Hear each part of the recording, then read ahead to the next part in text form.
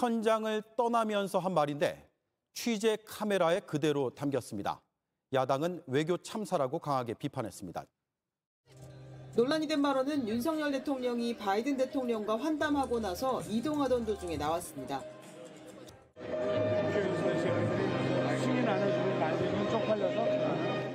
바이든 대통령은 환담에 앞서 한 글로벌 펀드 기조연설에서 질병 퇴치를 위해 60억 달러를 지원하겠다면서 미 의회와 협력하겠다고 말했습니다. 경주 월성 1호기 사용 핵연료 저장 수조 외벽입니다. 바닥 부위에서 균열이 발견됐는데 갈라진 틈 사이로 물이 끊임없이 흘러나옵니다. 작업자가 드라이어기로 말리고 수건으로 닦아보지만 소용이 없습니다. 균열이 생긴 곳은 1997년 보수공사를 한 지점 주변인데 측정 결과 매일매일 7리터의 방사능 오염수가 흘러나오고 있었습니다. 바깥쪽에 크랙 부위나 이런 쪽을 통해서 새어나오고 있다는 것은 이미 누설이 진행이 돼서 벽체 안에 하나의 누설 통로가 생겼다 이렇게 보시면 되겠네요. 고준위 핵폐기물이 저장되어 있는 사용 핵연료 저장 수조의 내부는 더 심각합니다. 육안으로 봐도 갈라지고 깨진 흔적이 곳곳에서 발견됩니다. 방수막으로 칠한 에폭시 라이너가 완전히 갈라져 너덜너덜하고 벽면의 에폭시막은 완전히 부풀었습니다. 사용 해결료가 들어가 있는 이런 중요한 시설인데 이 시설에 이런 차수 구조가 그러니까 에폭시가 깨어지고 그 사이로 물이 베어져 나가고 발생한다는 것 자체가 이제 믿기지 않는 사실이죠. 원자력안전위원회의 월성원전 3중수소 조사단 중간 발표에는 에폭시의 표면 균열과 부푸름을 확인했다는 내용이 있습니다. 하지만 실제 상황보다 축소한 것 아니냐는 지적이 나옵니다. 사용 후 핵연료를 저장해 놓은 수조의 냉각수에는 삼중수소와 감마액종 등 수조 100크렐에 이르는 위험한 방사성 물질이 포함돼 있습니다. 그 에폭시를 뭐 하려고 거기다가 발랐냐는 의문이 생길 정도로 엉망진창으로 관리되고 있다는 거는 한심한 수준이죠. 더 이상 기술적으로 얘기하고 말 게 없어요, 이런 건. 이에 대해 원자력안전위원회는 영상과 사진에 대해서는 이미 알고 있는 내용이며 내부 합의를 거쳐 발표 자료에 실지 않았다고 밝혔습니다.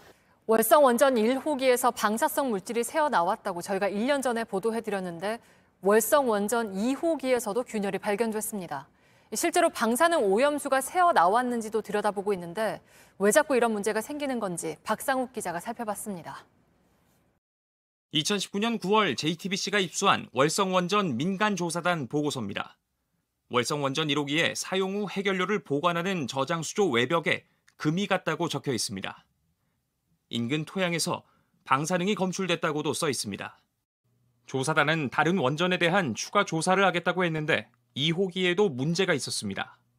원자력안전위원회는 저장수조 겉부분에서도 갈라짐과 들뜸 등이 발견됐다며 방사능 오염수가 새어나왔는지도 살펴보고 있다고 밝혔습니다. 월성원전 1, 4호기의 저장수조는 모두 콘크리트 위에 에폭시를 발랐습니다. 에폭시는 콘크리트에 바르면 굳으면서 방수 효과를 냅니다. 하지만 시간이 갈수록 효과는 떨어집니다. 그래서 월성원전과 같은 방식의 해외 원전 대부분은 저장 수조를 스테인리스로 바꿨습니다. 에폭시 방수막 자체의 성능이 좀 떨어질 것을 우려해서 캐나다 원설계자 팀장과 같이 얘기를 했었는데 그때 얘기가 예산이 부족하다는 것이었어요. 최근에 정부는 원자력 발전을 친환경 에너지로 분류하기로 했죠. 또 원전 비중을 지금의 21%에서 32%대로 늘리기 위해서 이 새로 원전을 짓고 또 오래된 원전도 더 쓰는 방안을 추진하고 있습니다. 실제로 2036년까지 노후 원전 12기의 수명을 늘릴 계획입니다. 내년이면 설계 수명 40년을 채우는 고리 2호기부터 고리 3호기, 고리 4호기, 그리고 한빛 1호기까지 줄줄이 수명 연장을 추진할 걸로 보입니다. 이 문제는 안전성입니다.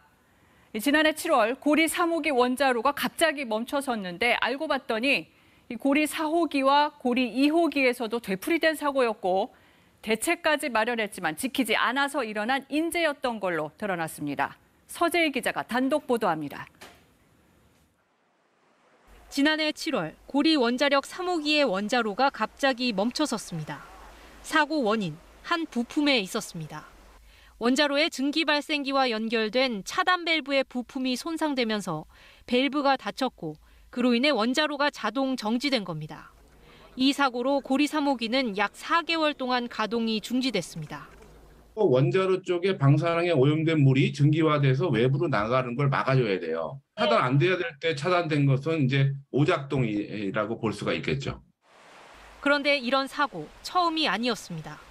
한국원자력안전기술원 조사 결과 1993년 고리 4호기, 2009년에는 고리 2호기에서 차단 밸브의 부품 손상으로 인한 원자로 멈춤 사고가 있었던 것으로 드러났습니다. 특히 2번이나 연속된 사고 이후 한국수력원자력이 차단 밸브 부품의 교체 주기를 3년으로 정하고 고출력 운전을 최소화하는 등 대책을 내놨지만 지켜지지 않았습니다. 고리 3호기에서 고출력 원자로 시험이 계속됐고 밸브 부품은 12년간 사용했던 것으로 확인됐습니다. 실제 한국수력원자력은 차단 밸브 부품의 교체 주기에 대한 내용을 정비 절차서와 직무 리스트에 적지 않은 상태에서 담당자와 작업자가 바뀌어 전파되지 않았다고 밝혔습니다. 기술적 보안 조치를 취했음에도 불구하고 그것을 이행하는 사람이 그것을 제대로 이행하지 않는 인적 실수가 반복된다면 원자력 안전에 대한 신뢰는 떨어질 수밖에 없다. 40년 전 상업운전을 시작해 내년 4월 설계 수명을 다하는 고리 2호기. 이 노후 원전을 10년 더 돌릴지, 즉 계속운전 여부를 두고 한수원이 주민 의견 수렴 절차에 들어갔습니다. 대상은 원전 반경 30km 이내에 있는 부산과 울산, 경남 양산의 16개 구군입니다.